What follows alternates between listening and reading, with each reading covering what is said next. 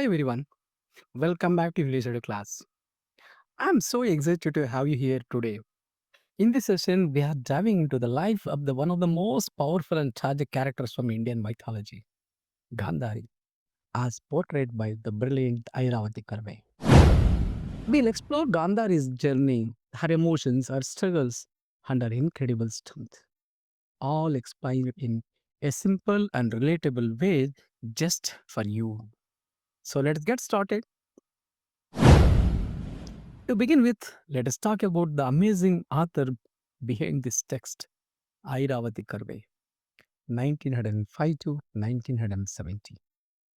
She was an outstanding Indian writer, sociologist, anthropologist, and educationist. Although she was born in Burma, she grew up and studied in Pune.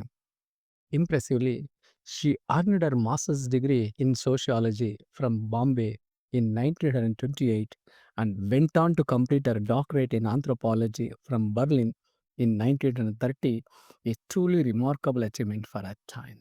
Moreover, she wrote fluently in both English and Marathi, covering both academic and general topics. This gave her a huge and diverse readership, whether through her scholarly work, Hindu society and interpretation, or her celebrated Marathi book Yuganta, The End of an Epoch.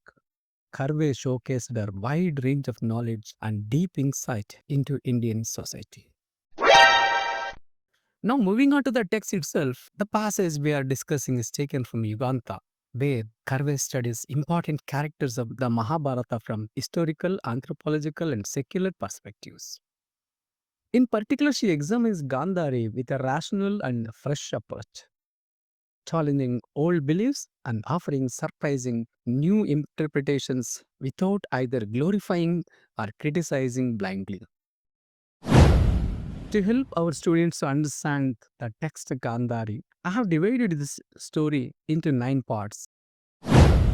Well, at the outset, let us begin our study the first part of this short story, Journey to Hastinapura. First of all, let us talk about Gandhari's long journey to her new home, Hastinapura. As the mountains ended up and the wide plains of northern India opened up before her, Gandhari traveled mostly by chariot or palanquin, though she sometimes walked alongside. Her loyal maid cheered her up with beautiful sights and funny stories. Meanwhile, her brother Shakuni traveled with her too, making sure she was comfortable. However, as the distance from her homeland increased, Gandhari could not help but imagine what life in Hastinapura would be like. Initially amazed by the grandeur of the gifts sent by Hastinapurans, she now found herself surrounded by their attendants, with hardly anyone from Gandhara left by her side.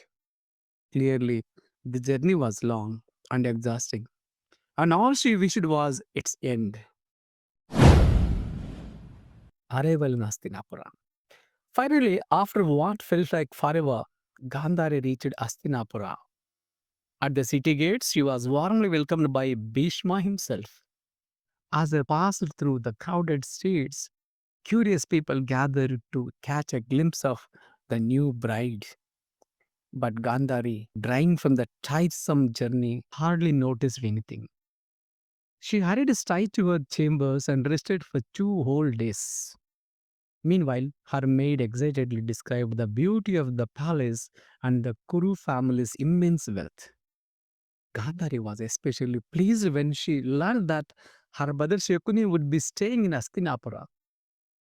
Gradually, she stopped longing for her old home and began to feel proud and excited about her new home. The shocking news. However, just when she was beginning to settle in, tragedy struck. One evening, her maid entered the room, visibly upset. Gandhar immediately sensed that something was wrong. Cheerfully, the maid broke the devastating news. The prince Gandhari was to marry Dhritarashtra was blind from birth. At first, Gandhari could not believe what she heard. The shock was too much. She fainted and fell to the ground, completely heartbroken. Gandhari's sorrow after the war. As years went by, the pain in Gandhari's heart only grew deeper. Sitting silently in her palace after the catastrophic Kurukshetra war, she was weighed down by grief. Although her maid gently tried to comfort her, Gandhari poured out her sorrow. She admitted that every joy and every heartbreak of her children felt like her own. Despite once wishing the Pandavas would be sent away from her son's success, she lived constantly in fear for all of them. And now, with all her sons dead, she confessed that she had nothing left. No hopes, no fears, just a hollow emptiness inside. Dhritarashtra's visit. Just as she finished speaking, she heard Dhritarashtra's familiar voice calling her name. Hearing him reminded her that as long as he lived, she would continue to feel emotions, joy, sorrow, everything. Overwhelmed, Gandhari fainted once again. Servants rushed to help her.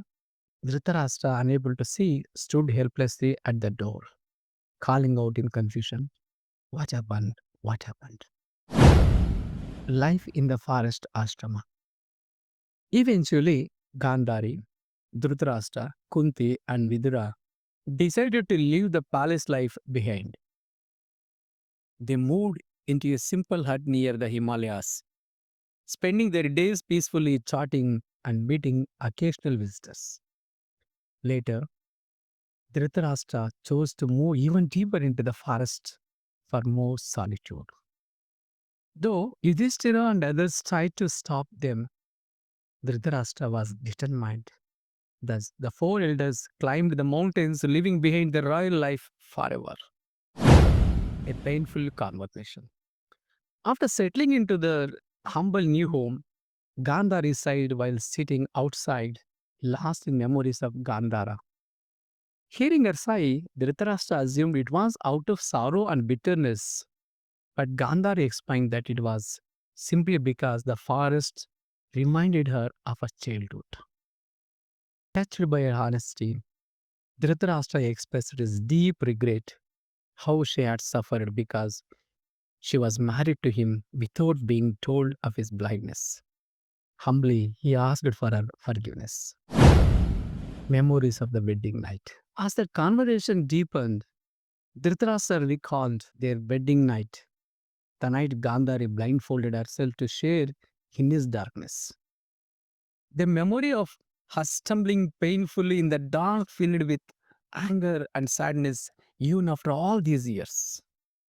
Though Gandhari bitterly replied that she wished he had ended her misery that very night. Underneath the sharp words, there was undeniable deep emotion and unspoken love. Gandhara and Dhritarashtra, he walked towards the fight. Finally, 2 days later, Gandhari had gotten used to walking without her blindfold. She led Dhritarashtra to his seat. As they sat talking, Dhritarashtra suddenly smelled smoke and heard the cries of animals.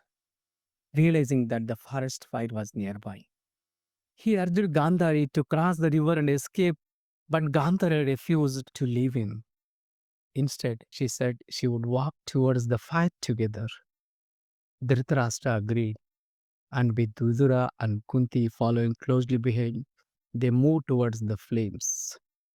It was a heart-wrenching yet beautiful moment.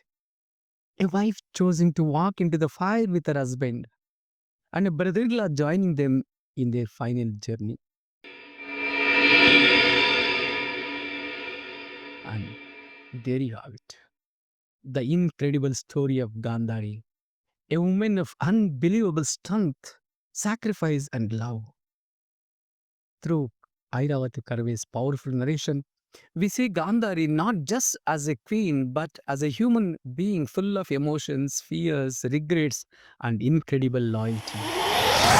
I hope today's session helped you connect with a story in a deeper way. If you enjoyed this video, don't forget to like, share, and subscribe to EnglishEduClaz for more engaging lessons. Until next time, keep learning and stay inspired. Bye, everyone.